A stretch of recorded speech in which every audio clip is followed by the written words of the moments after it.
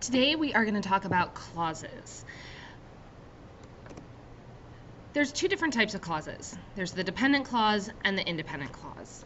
A dependent clause is something that is not a complete thought. Okay, it's not fully grown up yet. Think of it that way if you want to use the analogy with children being dependents on their parents. It can't stand alone as a sentence. Same thing with kids. Okay, they can't survive, young kids can't survive without their parents. They need them to provide food and shelter and all of those things. And it needs to be paired with an independent clause, and in the case of kids, that would be the parent. So here are my three dependent clauses and me. So think of it this way.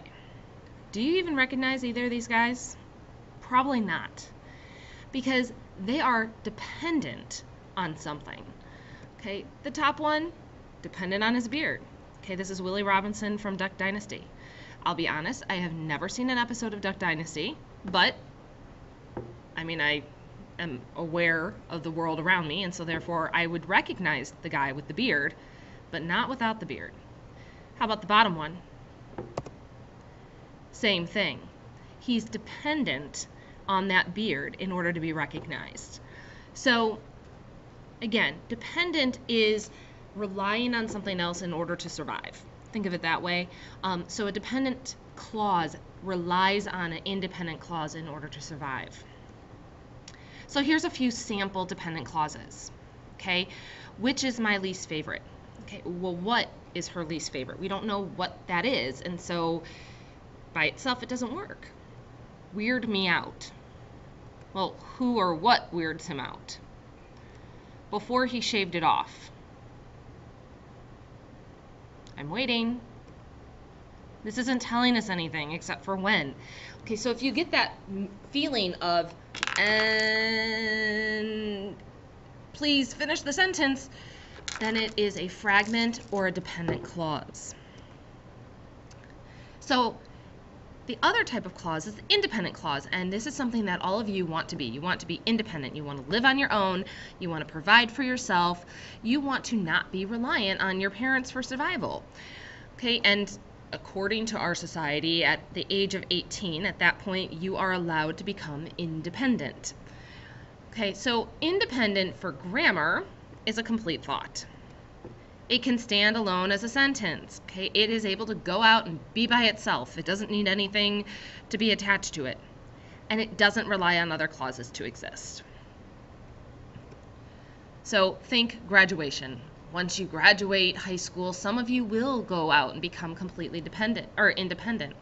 Others of you are going to go off to college, and you'll still be dependent on your parent to some degree. So maybe it's college graduation that will make you independent. Marriage is also a way of becoming independent. In our society, you cannot have an independent marry a dependent. You have to be 18 in the state of Illinois to get married. But you can have two independents get married, 18 and 18.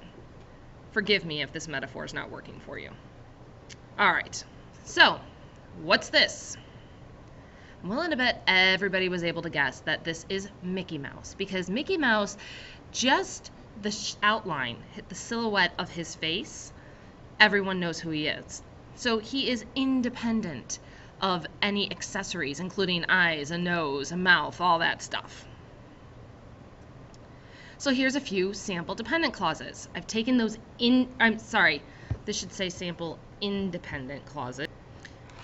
So the first one is turkey, which is my least favorite, is all they have left. Here I took that which is my least favorite, and I'm explaining what. Okay, turkey, which is my least favorite, is all they have left. Now notice I do have to have that is all they have left, otherwise it's still not a complete thought. Turkey, which is my least favorite, is not complete.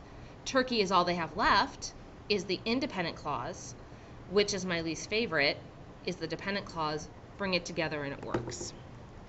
Mustaches weird me out.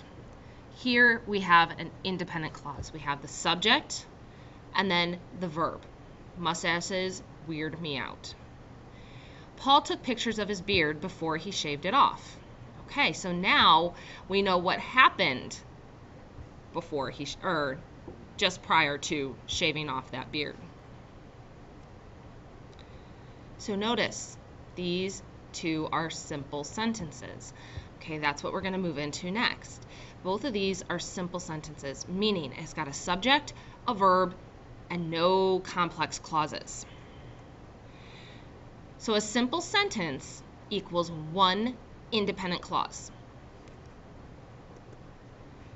So I want you to write 3 simple sentences. Pause the video and write one sentence on each of these topics. The next sentence pattern we're going to talk about is compound sentences. A compound sentence is when you have 2 independent clauses brought together with a conjunction. Okay, so the plus sign in this case is a conjunction. And remember fanboys. For, and, nor, but, or, yet, so. Those are our conjunctions we're looking at. So I see equals independent clause. The plus is the conjunction, and I see is an independent clause. Now, when you're bringing 2 independent clauses together, you have to marry them together with a comma. Okay, think of that comma as a wedding ring. This is our wedding ring. So it would be independent clause, comma, conjunction, independent clause. And the comma always comes before the conjunction.